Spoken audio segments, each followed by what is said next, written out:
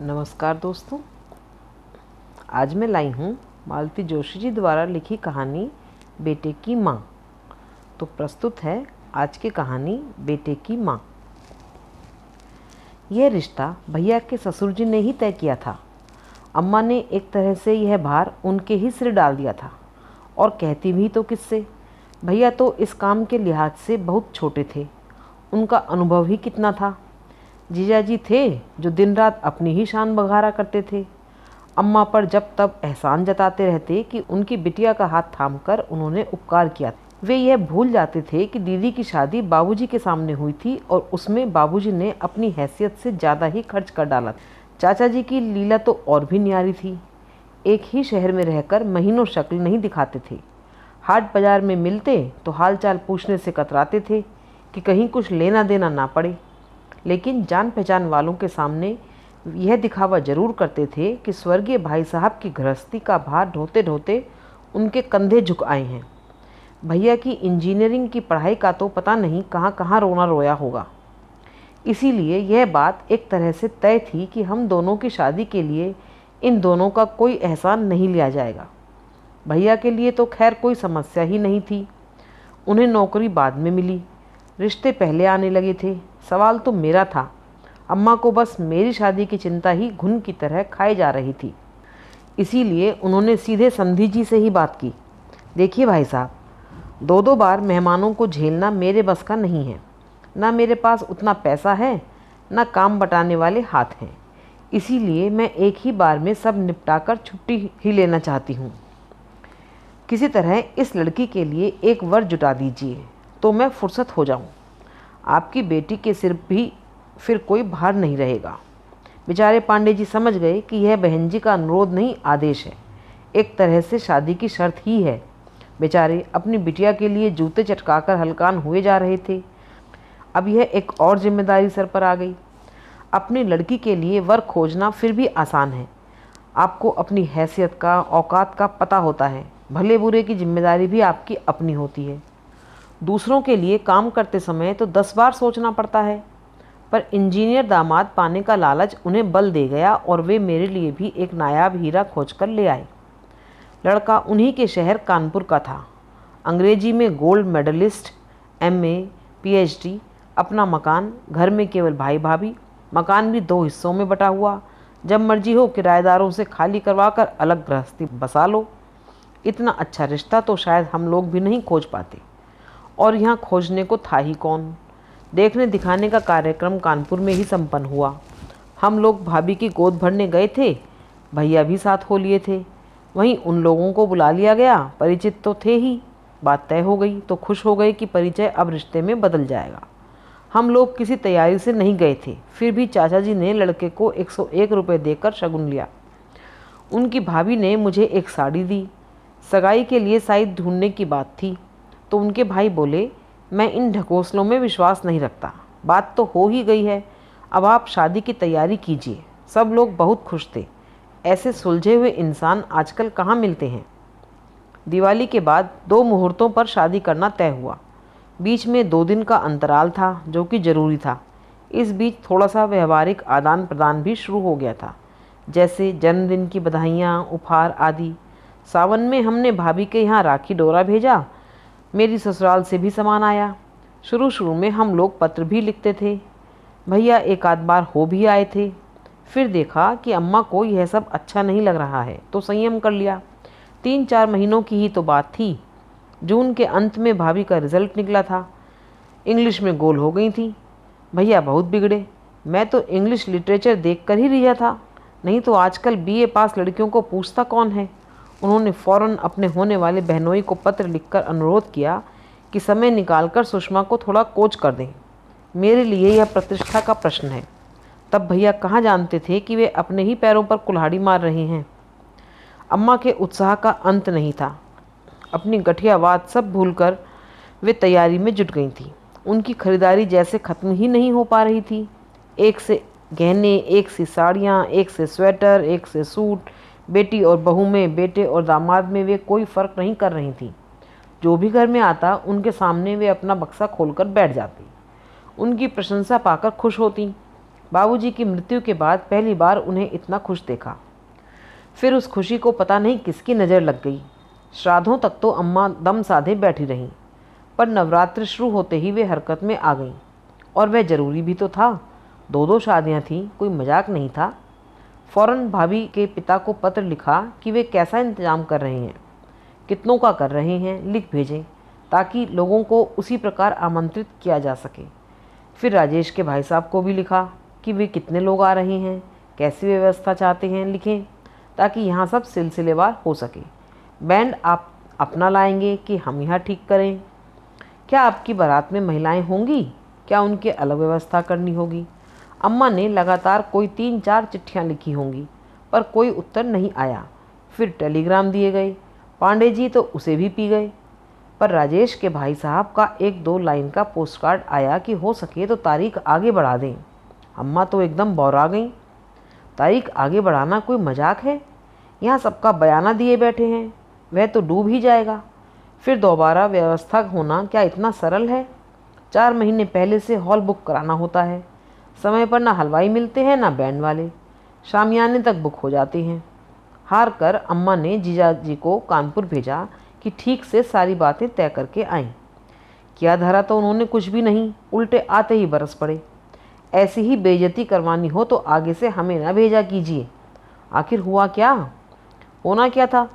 लोगों ने तो हमें हरकारा समझ लिया। किसी ने सीधे मुंह बात तक नहीं की। राजेश जी तो हमें देखकर सीधे दिल्ली खिसक लिए। बोले ज़रूरी सेमिनार है। उनके भाई साहब बुखार का बहाना बनाकर कमरे में दुबक गए। बस एक भाभी थी जो हमें घंटे भर बाद चाय नाश्ता करवाती रहीं, जैसे मैं वहाँ सिर्फ पेट भरने के लिए ही गया हूँ। तो पांडे जी को साथ ले लेते। वाह क्या कहने हैं। अरे आपके पांडे जी के यहाँ तो हमें किसी ने पहचाना तक नहीं। सुषमा ने भी नहीं पहचाना। कहा तो दरवाजे से ही टरका दिया। कह दिया कि पांडे जी 3-4 दिन के लिए बनारस गए हैं, जब वे लौट आएँ तब आइएगा। कसम है मुझे जो अब मैं उनके दरवाजे थूकने भी जाऊँ। अम्मा तो सचमुच डर गईं। जीजा जी इस अपमान का बदला भैया की शादी में ज़रूर निकालेंगे, इसमें संदेह नहीं था। फिर अम्मा ने चिरौरी करके चाचा जी को भेजा। चाचा जीजा जी की तरह सोफिस्टिकेटेड आदमी नहीं थे, बिल्कुल ठेठ किस्म के जीव थे। मान अपमान की परवाह किए बिना बात की तह तक पहुंचकर ही दम लेते थे। चाचा जी ही वह खबर लाए थे जिसे सुनकर हमारे पैरों तले जमीन खिसक गई थी। सचमुच खबर बहुत भयानक। अंग्रेजी साहित्य पढ़ते पढ़ाते सुषमा और राजेश एक दूसरे को कब पढ़ने लगे थे किसी को पता ही नहीं चला। जब पता चला तब तक बहुत देर हो चुकी थी।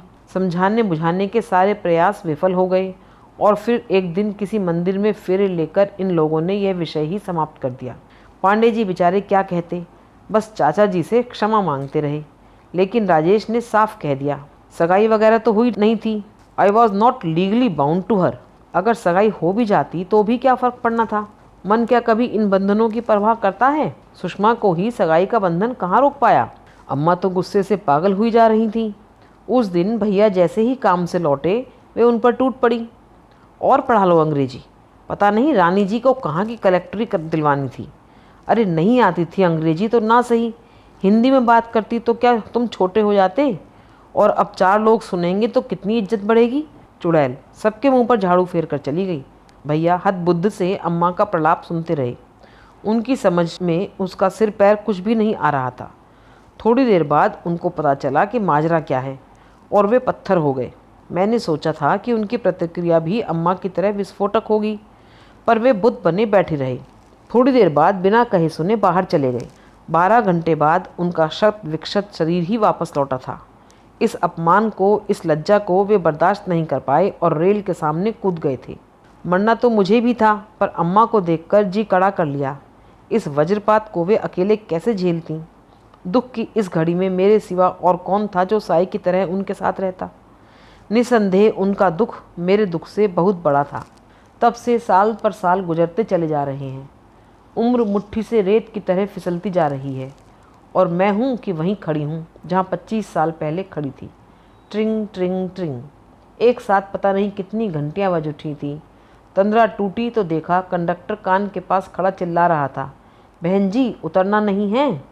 हड़बड़ाकर उठ खड़ी हुई तो देखा सारी बस मुझे घूर रही है। कंडक्टर रोज का परिचित था, इसीलिए सजनता बरत रहा था, पर यात्रीगण मुझे क्या क्षमा करते। यह आधे मिनट की देरी भी उनके लिए असह्य थी, इसीलिए उतरते समय कितनी ही फप्तियाँ सुननी पड़ी। आजकल तो लेडीज़ भी भांग पत्ती खाकर चलने लगी हैं। अरे किसी के ख्यालों में खो गई होगी इस उम्र में। शर्म से गड़ गई मैं। रास्ता चलते हुए भी जैसे ये आवाज़ें मेरा पीछा करती रहीं और मैं कुड़ती रही। क्या ज़माना आ गया है, लोगों में ज़रा भी लिहाज नहीं रह गया है। जो मुंह में आया बक देते हैं, साथ वाले भी उन्हें नहीं टोकते, उल्टे ही करके हंस देते हैं। चलते चलते मैं अचानक ठिठक गई। अपने भुनभुनाते मन को मैंने ठीक से टटोला तो स्तब्ध रह गई। मुझे ज़्यादा वह उम्र वाला फिक्रा ही चुभा था। गोया 43 साल की उम्र में कोई किसी के ख्यालों में डूब ही नहीं सकता। अगर यह सच होता तो क्या मैं अतीत को इतनी बारीकी से याद रख पाती? क्या उस भयावह अनुभव को फिर से जी पाती? अतीत के चलचित्रों में जो बार बार झांक रहा था, मुझे झकझोर रहा था, वह चेहरा किसका था? राजेश का ही तो था। और इतने दिनों से मैं यह भ्रम पाले हुए थी कि मैं सब कुछ भूल चुकी हूँ। वक्त का तकाजा भी वही था। इस उम्र में कितनी हिकारत से कहा था उस लड़की ने, जैसे किसी को याद करने का ठेका सिर्फ यौवन ने ले रखा हो। और 43 साल की उम्र में क्या कोई बूढ़ा हो जाता है? खैर, उसका भी क्या दोष है। मेरा सूखा शरीर, रूखा चेहरा और खिचड़ी बाल देखकर अक्सर ही लोग मुझे 50 के पार पहुंचा देते हैं। कई बार मन होता है कि बाल रंग लिया करूं, पर हिम्मत ही नहीं होती। अम्मा की घूरती निगाहों से डर लगता है। कई बार इच्छा होती है अम्मा कभी तो कहें कि तू कैसी होती जा रही है, ज़रा तो अपनी सेहत का ख्याल किया कर। पर अम्मा कभी कुछ नहीं कहती। उन्हें अपना ही रोना रोने से फुर्सत नहीं मिलती। दिन भर बिसूरना और उसास भरना, उनके पास बस यही 2 काम रह गए हैं। अम्मा, तुम्हें वो मिसेज अहिरवार याद हैं? उस दिन पार्टी में आई थी। खूब याद है। और बिट्टो, हम कह देते हैं ऐसे वैसों को घर में मत लाया करो। हाँ, जिस तिस झूठे बर्तन हम नहीं धोएंगे। हाँ, यानी अम्मा को अब तक उस बात का मलाल बना हुआ है। 2 महीने पुरानी बात भी उनके जहन में अब तक ताज़ा है। पहली बार घर में किसी को बुलाया था, जश्न करने का तो कभी मौका ही नहीं आया। सब पीछे पड़ी रहती थीं। ऊपर छत पर बरसाती नुमा एक कमरा बनवाया था, उसी का बहाना लेकर सबको चाय पर बुला लिया था। दिन भर अम्मा बड़े चाव से सब कुछ बनवाती रहीं। सबका स्वागत भी उन्होंने बड़ी आत्मीयता के साथ किया। पर जैसे ही मैंने एक एक का परिचय देना शुरू किया, उनके चेहरे का रंग बदलने लगा। खाने में उन्होंने हमारा साथ नहीं दिया, जिसका किसी ने बुरा भी नहीं माना। पर जब सारी टीम मदद करने के बहाने चौके में घुस आई तो मैं समझ गई कि आज रात अम्मा का उपवास रहेगा। एक बूंद पानी भी वे नहीं पिएंगी। सबके जाने के बाद रात को मैंने बर्तन समेटे। मेहरी तो कभी घर में थी ही नहीं, अपने आप ही सब कुछ करना था। अम्मा से बस मैंने कप प्लेट धोने के लिए कहा था। उन्होंने मना तो नहीं किया, पर इतना कुछ सुना दिया मानो मैंने उनका बुढ़ापा ही खराब कर दिया हो। इतना ताव आया था मुझे, मान लो आज भैया होते तो घर में रोज़ रोज़ पार्टियां होती, तब भी क्या अम्मा ऐसे ही झींकती? दूसरे ही क्षण ख्याल आया, भैया होते तो अम्मा बर्तन क्यों धोती? इंजीनियर की माँ होती वे, नौकरों की पलटन पर राज करती। अहिरवार की कोई बात कह रही थी ना तुम? अम्मा ने टोका। किस्सों में बेहद रुचि है उन्हें। समझती हैं कि बिट्टो ने जब बात उठाई है तो बेमतलब नहीं होगी। मिसेज अहिरवार की बहन का लड़का उनके यहाँ आया हुआ है। सो अकेला नहीं है अम्मा, एक लड़की भी साथ में है। कानपुर के वाजपेयी परिवार की है। लड़की की माँ ने जहर खा लिया है, बाप को हार्ट अटैक हो गया है। दोनों अस्पताल में भर्ती हैं। लड़की का भाई पिस्तौल लेकर घूम रहा है, या तो मिस बहन को वापस ले जाएगा या दोनों को मार देगा। फांसी भी हो जाए तो परवाह नहीं। मिसेज अहिरवार बेचारी खूब रो रही थी। इतना गुणी लड़का है, बैंक में ऑफिसर है, बहन की सारी आशाएं उस पर टिकी हुई हैं। यह तो लड़की भगाने से पहले सोचना था ना। उसने भगाई नहीं है अम्मा, लड़की खुद उसके साथ आई है। वह कोई बच्ची नहीं है, उसके साथ बैंक में काम करती है। पढ़ लिख कर यही तो होगा। अम्मा का ये तकिया कलाम है। जहाँ कुछ उल्टा सीधा सुना, सारा दोष पढ़ाई के सर मढ़ दिया। जैसे पढ़ लिख कर सभी लड़कियाँ आवारा हो जाती हैं। एक मैं भी तो हूँ, पढ़ी लिखी हूँ, नौकरी कर रही हूँ, फिर भी पिछले 25 सालों से जोग धारण किए बैठी हूँ कि नहीं? पर अम्मा की आंखें मुझे तो शायद कभी देखती ही नहीं। अम्मा, उस लड़की के माँ बाप कौन हैं जानती हो? कौन? वही जो कभी तुम्हारी बहू और दामाद बनने वाले थे। अम्मा का मुंह खुला का खुला रह गया। नाम और गली जरा परिचित सा लगा तो मैंने कुरेद कर पूछ लिया था, अम्मा मेरा ख्याल है हम बिटिया का विधिवत कन्यादान कर ही दें, किसी दिन वह तुम्हारी भी पोती हो सकती थी। खबरदार, अम्मा दहाड़ी, उस कुलच्छनी। प्लीज़ अम्मा। अम्मा का पैतरा देखकर मैंने ज़बरदस्ती उन्हें टोक दिया, क्योंकि जब वे गाली देने लगती हैं तो ऐसी गालियाँ देती हैं कि कान बजने लगते हैं। खासकर सुषमा के लिए तो उनके पास इन अनमोल बोलों का अक्षय कोश है। राजेश हर बार साफ बच जाते हैं, क्योंकि हत्या तो भैया की हुई है। मुझे भी किसी ने जिंदा लाश बना दिया है, यह उन्हें नज़र नहीं आता। मेरे टोकने से अम्मा की धारा प्रवाह गालियों पर ब्रेक तो लग गया, पर उनका बुदबुदाना अब भी जारी था। अम्मा, मैंने कहा, क्यों अपनी ज़बान गंदी करती हो? अपनी करनी तो वे खुद ही भोग रहे हैं। बिट्टो, यह तो होना ही था। बबूल में कभी आम फले हैं? ऐसी माँ की कोख से सती सावित्री तो पैदा होने से रही। इसीलिए तो कहते हैं कि भगवान के घर देर है अंधेर नहीं है। सच, मुझे तो आज बड़ी तसल्ली हो रही है। कलेजे पर ठंडक पड़ गई है मेरे। जितना उसने मुझे रुलाया है, भोलेनाथ उससे ज़्यादा उसे कल पाएंगे। मरते समय कोई पानी देने वाला भी पास ना होगा। अम्मा बदस्तूर शुरू हो गई थी। घर की दीवारें उनकी बद्दुआओं से प्रतिध्वनित हो रही थीं। एक एक शब्द कानों पर हथौड़े की तरह पड़ रहा था, पर अब उन्हें चुप कराने की सामर्थ्य मुझ में नहीं थी। पूरी शाम उनका बड़बड़ाना जारी था। रात खाना खाते समय भी खासे मूड में थी। बार बार कह रही थी, तुझे अच्छा नहीं लगेगा इसीलिए रुक गई, नहीं तो आज ठाकुर जी को हलवा पूड़ी खिलाने का मन हो रहा है। कितने दिनों बाद उन्होंने एक अच्छी खबर सुनाई है। जी खुश हो गया। आज मेरी आत्मा को शांति मिली है। सालों साल मैंने आंखों में रात काटी है, आज मैं चैन की नींद सोऊंगी। मुझे लेकिन रात भर नींद नहीं आई। फुर्सत में लेटे लेटे जब अपना ही मुआयना किया तो मैं चकित रह गई। मेरी नींद खुशी ने उड़ा दी थी। हाँ, सचमुच मैं बहुत खुश थी, शायद अम्मा से भी ज़्यादा खुश थी। मुझे अम्मा से ईर्ष्या हो रही थी। कितनी सुखी हैं वे, बेखटके मन की बात कह डालती हैं, और मैं सभ्यता का मुखौटा ओढ़े बेवजह अपने में कुड़ रही हूँ। अपना ही स्वांग किसे दिखाना है मुझे, किसे रिझाना है? मैं खुलकर कहती क्यों नहीं कि आज मेरे कलेजे पर भी ठंडक पड़ी है, मेरी बद्दुआएं भी रंग लाई हैं। तुमने हम दोनों भाई बहनों की ज़िंदगी उजाड़ दी थी, आज तुम्हारे दोनों बच्चों के सिर पर भी काल नाच रहा है। ईश्वर ने बहुत सही न्याय किया है। पर मज़े की बात यह थी कि मेरा सारा रोष आक्रोश राजेश के लिए था। सुषमा को तो मैंने कब का बरी कर दिया था। नींद नहीं आ रही थी, फिर भी दम साधे पड़ी रही। करवट बदलते भी डर लग रहा था। कमरे के दूसरे छोर पर अम्मा की चारपाई थी। बहुत दिनों बाद चैन की नींद सोई थी। सोचा, अपनी खटर पटर से उनकी नींद क्यों खराब करूं। 3 बजे तक मैंने किसी तरह सब्र किया, फिर उठना ही पड़ा।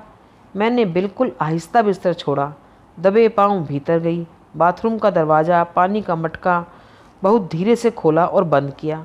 जरा भी आवाज़ ना होने दी। आवाज़ के डर से ही बिजली का स्विच तक नहीं दबाया। उसी तरह दबे पांव लौटकर कमरे में आई। देखा अम्मा की चारपाई खाली थी, और शायद वह बड़ी देर से खाली रही होगी, क्योंकि देर तक जागने के बावजूद मुझे उनके खांसने खंखारने की आवाज़ सुनाई नहीं दी थी। कहाँ चली गई अम्मा? भीतर तो नहीं थी। मैंने बाहर झांका। बरामदे की जाली से लगी वे एक टक बाहर निहार रही थी। अम्मा, मैंने आवाज़ दी। वे चौंकी। उन्होंने पलट कर देखा। उनकी आंखें डबडबाई हुई थीं। शाम को उल्लास से दमकता चेहरा बुझ सा गया था। क्या बात है अम्मा, नींद नहीं आ रही? उत्तर में उन्होंने फिर शून्य में नज़रें गड़ा दी। डूबती सी आवाज़ में बोली, सब किस्मत की बात है लल्ली। एक वह बेटा है जो घर की आन बान के लिए मरने मारने को उतारू हो गया है। एक हमारे थे जो चुपचाप पटरी पर लेट गए। यह भी ना सोचा कि अम्मा का बुढ़ापा कैसे कटेगा। मैं स्तब्ध रह गई। अम्मा की पीठ पर रखा मेरा हाथ बर्फ हो गया। तो क्या अम्मा सारी रात जागकर इसी का मातम मना रही थी? क्या वे बिल्कुल भूल गईं कि उनके बुढ़ापे की गरिमा बनाए रखने के लिए मैंने अपना यौवन राख कर दिया है? वे फवक्कर रो पड़ी थीं, पर मैं जड़वत खड़ी रह गई। उन्हें सांत्वना देने का जरा भी मन नहीं हुआ, क्योंकि पता था कि इन आंसुओं में से एक भी मेरे लिए नहीं है। मेरे लिए, मेरे उजड़े अतीत के लिए, मेरे शून्य भविष्य के लिए, मेरे बिखरे सपनों के लिए अम्मा कब रोई थी जो आज रोएंगी। आज पक्का विश्वास हो गया था अपने को कि जिनके लिए तिल तिल कर जी रही हूँ वे मेरी माँ नहीं हैं, वे तो भैया की माँ हैं, अपने बेटे की माँ। अभी आप सुन रहे थे मालती जोशी जी द्वारा लिखी कहानी बेटे की माँ।